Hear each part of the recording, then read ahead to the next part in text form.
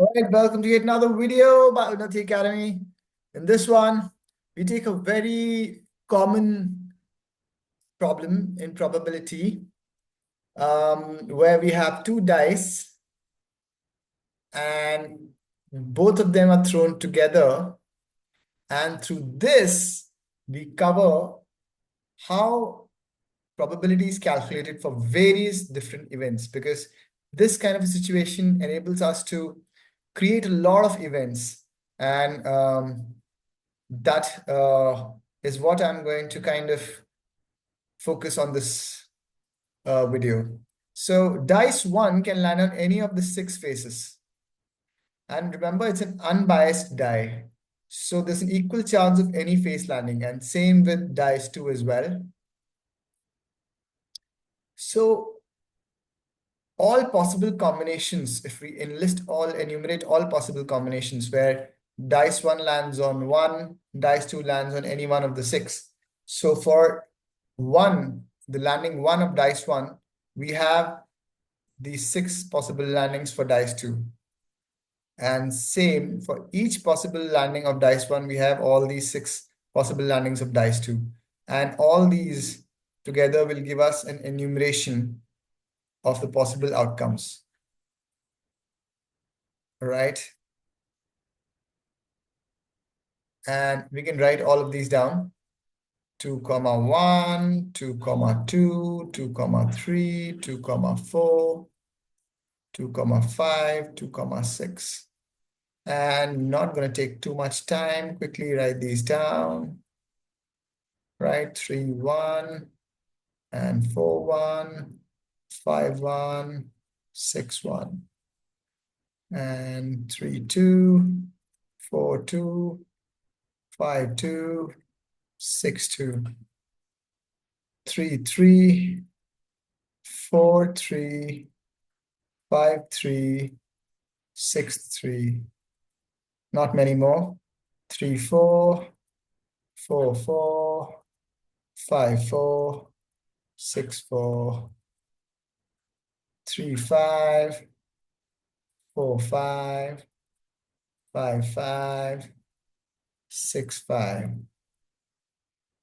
3, 6, 4, 6, 5, 6, and 6, 6. Right? Now, this is what we call the sample space. The sample space, and we denote it typically by the letter S. And this is dice 1, and this is dice 2. And I'm going to rub this out because we've already enlisted all the possibilities of the sample space. And what is the number of points in the sample space? Each one of these outcomes is 1 point in the sample space. And sample space is denoted by S.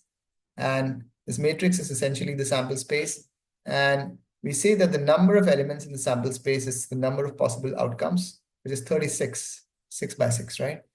And any event whose probability we are looking to calculate, for example, can be written in plain English, right? The event that dice 1 lands on 1, right? And dice 2 lands on an even number, all right? So this is the event. Dice 1 lands on 1 and dice 2 lands on an even number.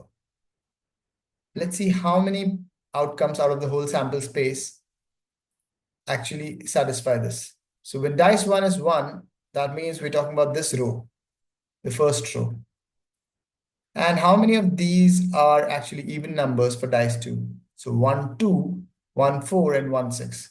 So essentially, only 3 outcomes in the whole sample space lead up to this event. So we can say that the number of outcomes that make this event happen is 3. And hence the probability of this event is NE upon NS, which is 3 upon 36 or 1 upon 12. Now, similarly, we can find out probabilities of various different events, and we can just come up with like so many events here, right? That's how betting houses work. So many events are possible.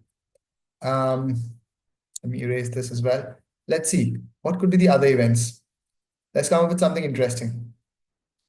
Let's say the sum of what is on dice 1 and what's on dice 2, right? Sum of dice 1 and dice 2 is greater than or equal to 5, right? Let's see. This is greater than or equal to 5. We can quickly see in the first row, we have here 1, 4, the sum is 5. So this is counted 1, 5, and 1, 6. So 3 elements out of the first row. And out of the second row, we have 4 elements. So 1, 2, 3, 1, 2, 3, 4. Out of the third row, we'll have 5 elements. Out of the fourth row, we have all elements. And any row henceforth, we have all elements because the sum is greater than or equal to 5. And so let's count these 6 from here, and another 6, 12, and another 6, 18. And this one gives you another 5, so 23. This one gives you a 4, so 27. And this one gives you a 3 more, so 30. So number of outcomes where this event happens is 30. And hence the probability of this event would be 30 upon 36, or 5 by 6. So I hope that illustrates the concept of probability through this simple example, and I'll come up with more examples for you as we cover probability. And all right, signing off now. Hope to see you with another video. Take care.